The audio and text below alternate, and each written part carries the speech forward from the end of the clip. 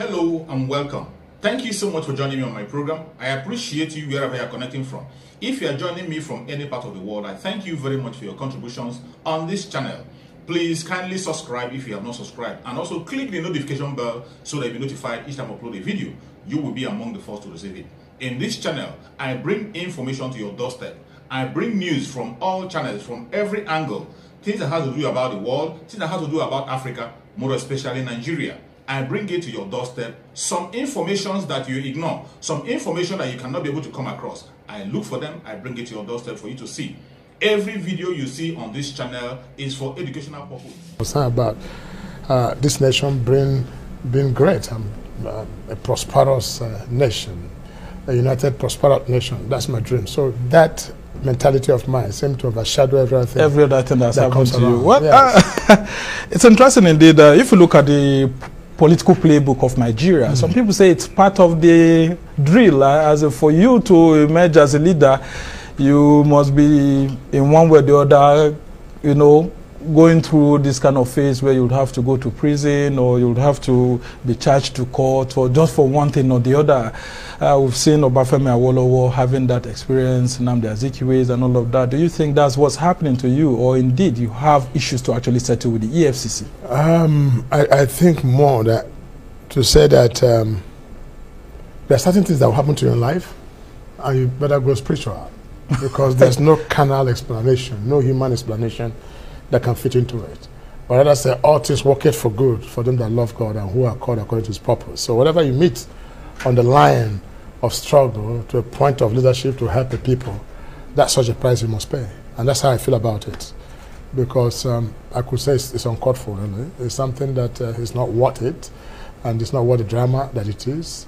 For whatever it is, it's not a good image for all of us as Nigerians, as a nation. Yeah, and I don't want to go into the details, but a lot of Nigerians thought that once you get into the ruling or Progressive Congress, all your sins were forgiven. So they are also shocked that you're in the APC, and such a thing could be happening to a ranking member of the APC who was involved even in the formation of the party. No, I don't think so. I think APC needs to show good example.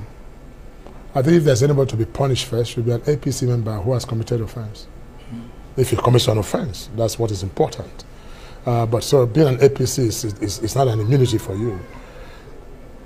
But I don't hold that against APC. I don't hold it against anybody.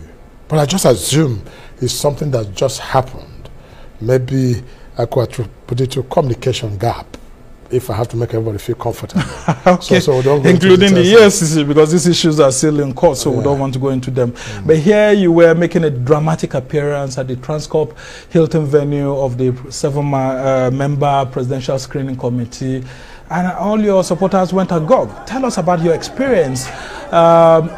Once you got in here and you saw what happened way up there when you had to go face the John Oyegun-led 7-member presidential screening committee, what were the questions? How was the ambience like? I think what you saw yesterday, this whole thing that went on, a lot of crowd that enveloped the entire Hilton, could be said to be the expectation. They thought I was going to miss the screening. Yesterday was the last day. So if I didn't come for that, probably I would have missed out as a presidential aspirant. So people, anxiety I was building up.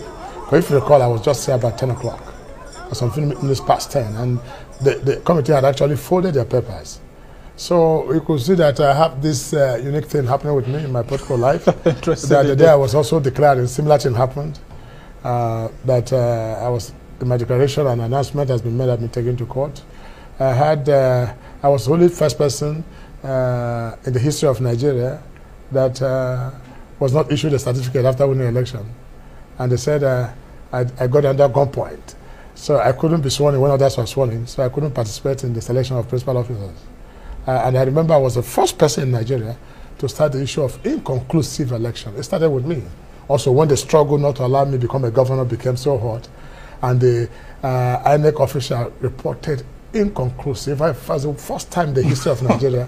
So with me, a lot of things comes up. And if you recall, this kind of drama has taken place. You might remember I was arrested in Imo State, in one of my wife's properties, and I was dragged to a police station, an immediate past governor, Remember my in-law, which also was kidnapped from the church. And so everything has been happening, you know. So you can't ask why. And sometimes it happens. It looks like you have several inconclusive issues. So I think it has become part and parcel, and I'm getting used to it. So what you saw yesterday was people really thinking that I will miss the screening exercise, and when I came, it was like a hula balloon, big noise. People were and I really want excited. You to tell us about the screen when you got into the panel. How was it like? Well, the panel were quite wonderful. I didn't even know. They said if I had missed it, they would have made a different arrangement for me. I didn't quite know that. I thought I've lost it out. But what is important, I had the opportunity to tell the panel my vision, and I simply put it this way: that I'm not one of those who are in politics for what I can get, but what I can give. I'm not in politics for primitive accumulation of wealth or to be known or to be popular. God has blessed me with all this. But I'm in politics to make a change. And my passion and love for this country is what is driving me crazy to go through all these rough roads of life. If not, Rochas would have no business in it. If others have, I don't have business. But I think I have this one idea, or this idea, or they believe that I actually understand the problems of this country. And what are the problems and the solutions? Because a lot of Nigerians are interested in the solutions. And the problem of this country is what I believe others don't know. And if I know anybody who knows it, I'll quit. And I'm coming to that. And if you see here, when people read about all the statistics, I'm sure you must have been part of it. I watch you a lot. And people say, oh, the per capita income, Nigeria is a terrorist country, Nigeria is the poverty capital of the world, we are 22% inflation rate, 33% inflation rate, we have gone, GDP has dropped and all that, you know, all this mentioning. But nobody has been able to address the causative, and that is the disease. And what was that? Because you still haven't said it. Well, I'm coming. If I build it up, I'll tell you. Okay. That's why it makes it more interesting. I'm trying to hang you up to see how you can. But people have been able to address the symptoms, not the disease. And everybody address the symptoms without knowing how. But I'll tell you the how now. You know your problem. You know my problem. Let me how to put it again. Let me say Nigeria is carrying overload. Let me use a word that will be more common to you. In other words, on the streets. You have a little car, of Toyota car, that is carrying a 30-ton cement. It can move. There's a relationship between population and wealth. In 1980, Nigeria was able to move on, or we're fine. If you come out of university, they buy you a car. What happened? Because the wealth at that time was matching the population. Well, barely 50-something billion people, and the dollar was 78 kobo to $1. We were better off. You could buy in London and get change in Naira, buy in US and get change in Naira. What happened? What has changed? What simply have changed is that you allowed your population to be growing in a geometrical progression, and while your weight is static and sometimes reducing in arithmetical progression. So the difference between this population and wealth is what is called poverty. So we have population problem. It's not population problem. You don't have population problem. Nigeria population is perfect, but you have wealth problem. You need to create wealth. So it's just like when you know, that's why people are not planning well. Like you, for instance, now. I'm sure you have a kid with a wife with some few kids or something. Now, whatever your salary is now could help you. If these salaries remain static, and tomorrow your children have children and they have no job living with you, hunger will set in. Nothing has changed. It's called an apparent poverty. That's actually what no, let me finish so you can understand. Okay. So there's only one point agenda in this country for God's sake, ability to create wealth. And if I see someone who can do it, I resign. Yeah. And Nigeria actually has a revenue problem, and I'm interested to know what you told the committee on how you can address these issues if you become the flag bearer of the APC. If I become the flag bearer, if I become the president of Nigeria. Of course, before you become the president of Nigeria, you have to, because you have an Atiku Abubakar to face if you become the flag bearer, for example, there are two questions and several others. The question is, what will I do to become the presidential candidate? That's one. And what will I do to face the president, other political parties, and what I would do when I emerge as the president of the Federal Republic of Nigeria. These are three segments that are passing through now. And so I don't know which question you're asking. If you're asking about Atiku, PDP, no, issue, that comes later. Or you can talk about you this. have to tell me what you told the panel, the presidential screening panel. I just simply told you that. I told the people that I shocked them. I said, if we don't act quickly under the present situation, which our ugly condition points out to us, by getting somebody with the requisite vision, not ambition, passion, to create wealth for this country. Dollar is going to go $1 to to 1,300 by 2003 December. Now, bag of rice will go to 100,000, and worker salary will spend 30,000. So what is your problem is creation of wealth? When there are too many people chasing small wealth, that is what you see. That's the hunger, hate, quarrels, tribalism, poverty, Boko Haram, agitation. That's where it centers. You should have asked me. Let me tell you how wealth is created. Now, what we need to do is to call forth our land and develop the resources of our land, period, that engages us to become the productive sector of the economy. I can share this as a lecture. Yeah, I mean, you can actually do that. We all know that we have a revenue problem, but how to solve it? What are the indices that you're looking at that you can combine together if you become president to help the country get out of this challenge, major challenge? First and foremost, we built a high wall around our economy. I'll explain. The high wall we built around the economy, which is called systematic economic colonialism, which was our colonial mentality. That's how we're still operating. We need to lower this fence and allow people to flow in. We need to make this nation attractive so other nations can marry this economy. Because the only way to go is what is called OPM, other people's money. Other nations' idea, and ONI, OPM, other nations' idea, other people's money, technological transfer. There's nothing magical about it. But you know, we create a lot of immigration laws that is so strict. We create a lot of laws about our financial crime. We create a lot of laws that scare people.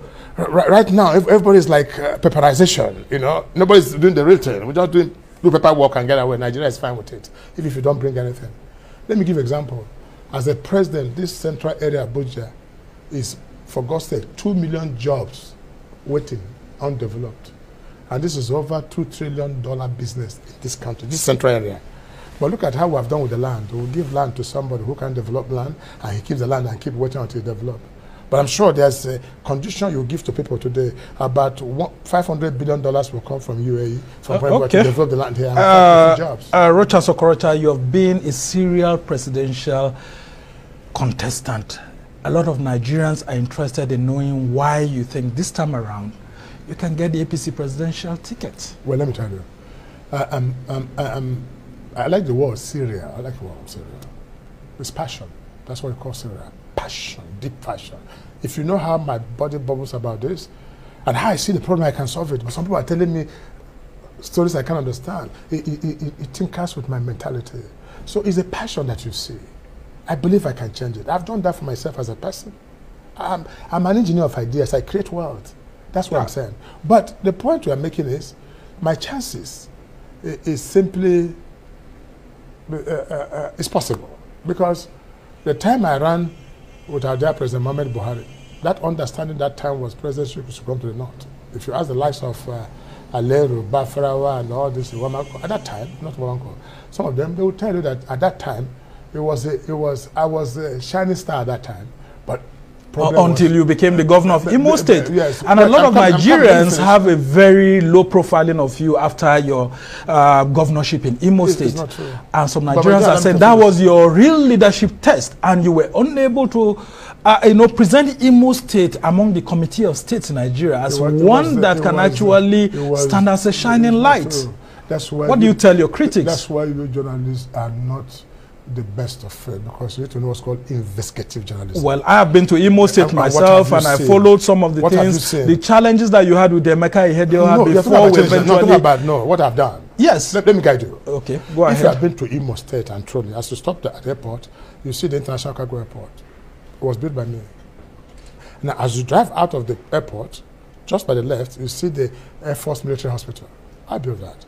As you get to that Nazda, you see a big roundabout, a road dualized into the city with Akachi, where you have the Akachi. That was the hand of God and all those of roads, those are new roads. It wasn't in existence.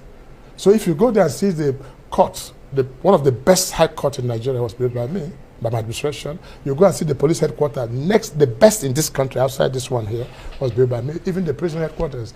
I built over 30 hospitals, 27 of them standing.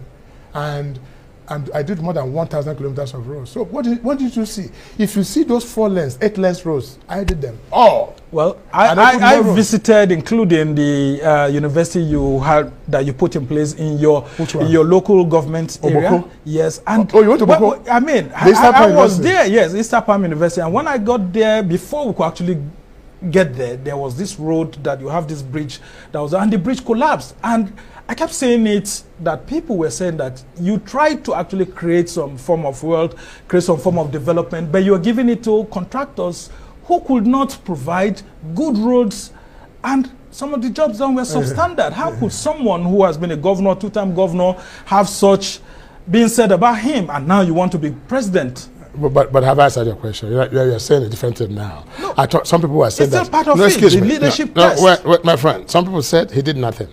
That was the first thing. Now I said doing the things I did. Now you have come to standard now. We can talk to you. Maybe you are right when you saw that particular thing. That's a federal road to start with. That's a federal road where you saw that broken bridge leading to Idato Sound. That was a federal road. And what happened was an erosion issue at that place. So it can happen to anywhere. It's not a substandard job at all. And I opened up the city of Owerri, city of Okigwe. I introduced the first free education in Nigeria from private university for 8 years.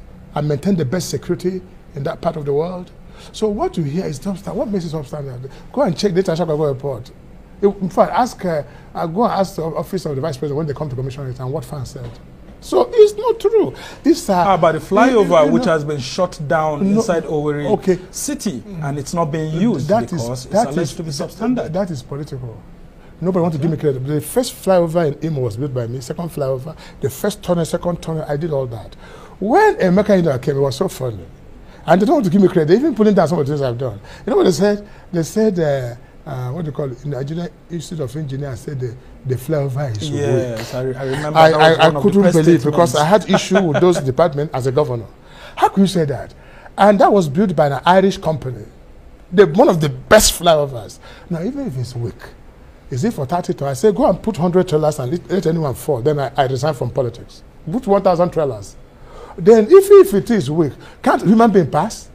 Can't even a small car, Toyota car pass? These are all politics. Forget about politics even worse. Sometimes it could be dirty. Now, Rochas, I'm saying this because before you became governor of Imo State, a lot of Nigerians believed that you were one of the shining lights of politicians from the eastern part of the country.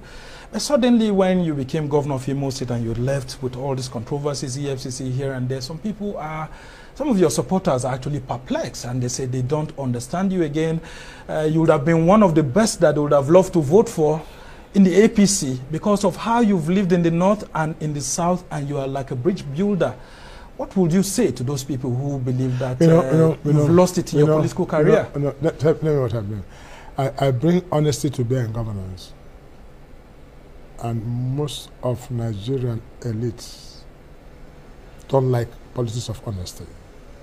I'm too straight for people to understand. I'm too clean for it. And I'm being honest to you. I had Rochas Foundation. I was Rochas at that time without politics. I had schools all over the country. I had over 25,000 children, poor children. Which won you many funds across the country. But that's not the truth. Even the popularity is still more. But within the political class who feel you're a stumbling block to them, you can't be their fan.